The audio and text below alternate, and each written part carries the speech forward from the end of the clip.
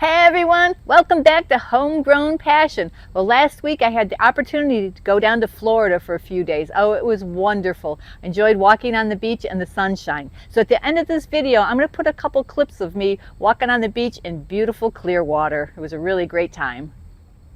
But when you go on vacation and you come home, you have double the work to get caught back up. So I did a video back in the spring where I put shade cloth here on the high tunnel. I was able to pick up a really inexpensive 40% shade, and it did a great job keeping everything cool in here for the strawberry plants this summer. But now that the days are getting shorter and the sun's lower in the sky, it's time to take it off. Well, I got a couple of the strings untied already. I had this red cord sitting around the head house, and I thought, I'll use it because it was pretty cheap. And look how much the sun has faded it. It's amazing that the bleaching it out, it was bright red.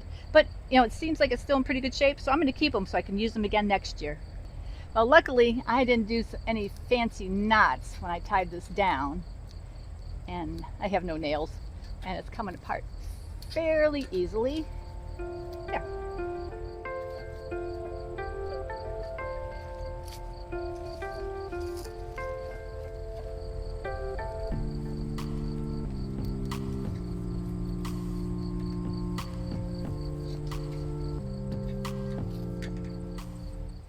Well, I changed my mind. I was going to leave this side tied on, thinking the wind would blow the shade cloth off, but I don't want to walk on the shade cloth to untie it from these braces, so I'm going to just go ahead and untie the whole thing and just pull it on over. My idea is to pull a little bit here in the middle, go down to each end, pull a little bit, and then just go back and forth and just kind of have it come over nice and slow. So let's see how it goes.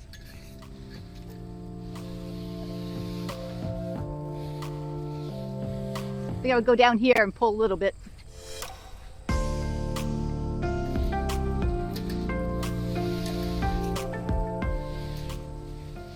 Uh-oh, I think I got a problem on the other side.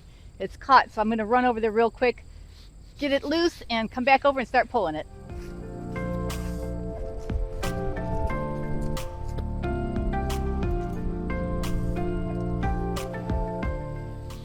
You know, getting it down off the high tunnel, this shade cloth really held up really well. It was fairly inexpensive, so I bet you I get a couple years out of this. Love when you get a good deal on something. Keeps getting caught on the little bolts here and there, so I want to make sure I don't tear it. And you're probably wondering, you know, I have my electric fence around the high tunnel to keep the raccoons out. I turned it off. Like I said before, I hate getting shocked.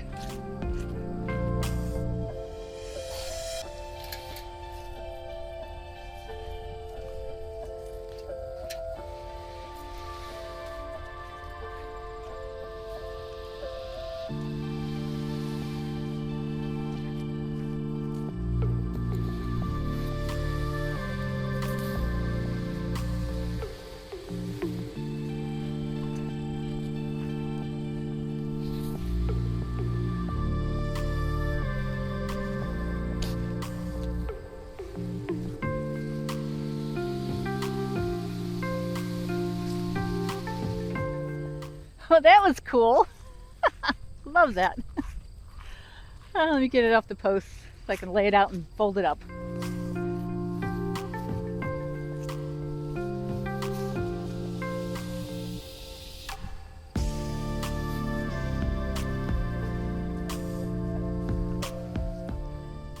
Well, I'm not going to get too fancy folding this up and laying it out. Just want to make sure it's stored well for the winter time. And I didn't cut the grass on purpose because I didn't want a bunch of grass clippings into the shade cloth. So get the grass cut tonight after I get this put away.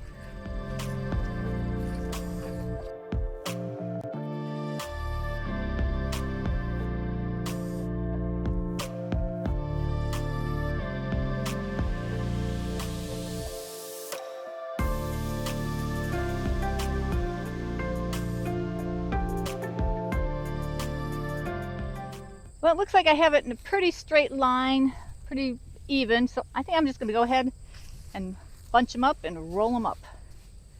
This cloth is so light.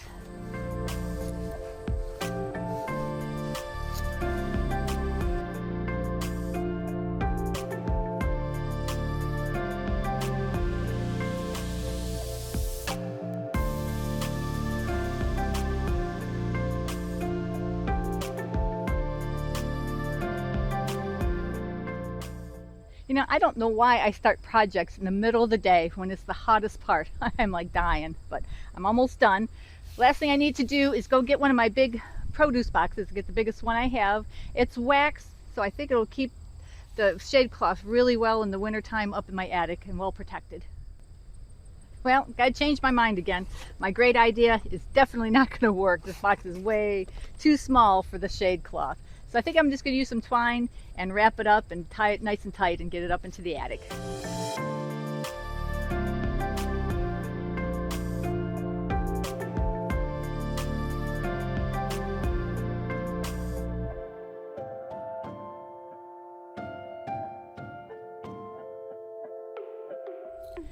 Well, this turned into a nice little ball of shade cloth.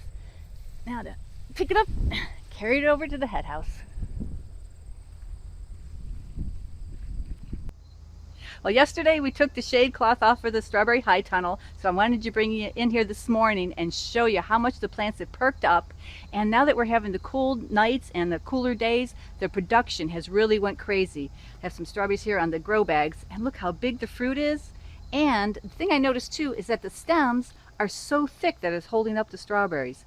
I did turn down the water that goes to the grow bags. It's less than what goes into the beto buckets because these guys hold the moisture in way more being in a bag, and it really upped the production. I do have to go through and get all these runners off. But again, these are 2-year-old plants, and I thought they were just going to be vegetated for the rest of the year. They're starting to produce some really good strawberries because for a while there when we had the hot weather, they just kept getting more and more leaves. I'm like, oh, I'm not going to make my 1,000-pound goal. But you know what? I think I'm going to make it. Boys, the high tunnel looked different without the shade cloth on it. And I went inside, and boy, the amount of sunlight coming in is making a big difference. So it's really going to help my strawberry plants for this fall. Because that's my favorite time of year to grow the strawberries because they are so sweet when you get these cooler days and the really cool nights. Oh, it's just amazing.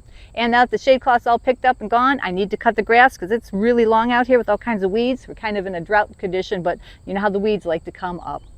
And I hope you guys checked out my live video yesterday I did from the farmer's market. It's so much fun doing the farmer's market, and I hope you guys like my interaction with everybody. So I think I'm going to end the video here. And like always, please leave me questions, comments, and suggestions down below, and we'll see you guys next time.